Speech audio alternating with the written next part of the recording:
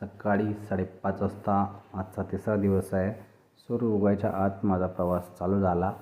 तर सकाळचं हे माझा प्रवास खूप मस्त आहे, कारण सकाळ सकाळी फ्रेश मी आंघोळ करून कॉफी पिऊन डबा घेऊन निघालेलो आहे. सकाळ अंधार आहे, गाडं कोण उचलत नाही.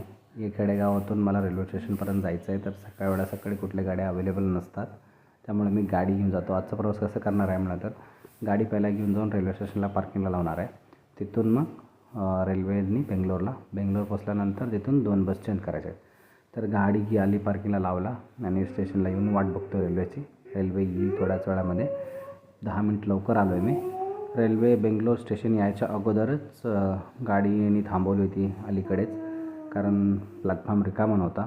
तर इथे 10 ते 15 मिनिट वेस्ट करण्यापेक्षा 100 मीटरवरच स्टेशनचं एक्झिट पॉईंट आहे, तिथे चालत नाही असं सगळे चालत निघालेत. तर मी पण चालत निघालो. तिथून आता इकडे बसस्टॉपला जायचं, बसस्टॉपवरून दुकानाकडे.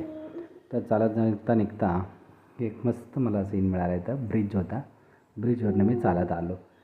भीती वाटत होतं कुठं मी पडतो का काय असं वाटत होतं. तुम्हाला दाखवत होतं ब्रिज. बघा, हे ब्रिजवरून मी आलो आहे. जे ब्रिजचं वरचं कोपरा आहे ना, तिथून चालत आलो मी.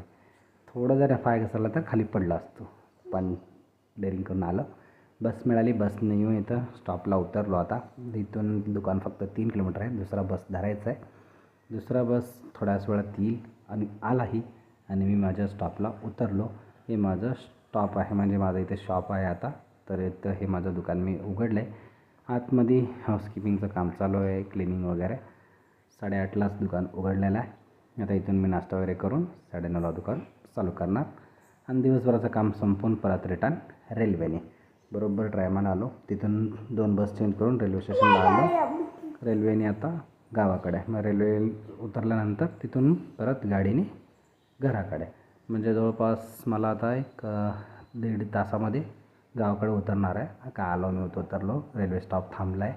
एक ग्रीन सिग्नल झाली, रेल्वे निघाली आणि गाडी पार्किंग लावलेली घेतली आणि घराकडे निघालो. आजचा हा दिवस माझा असा संपला. तिसरा दिवस. उद्या सुट्टी आहे. निवांत एन्जॉय, निवांत झोपायचं. मस्त.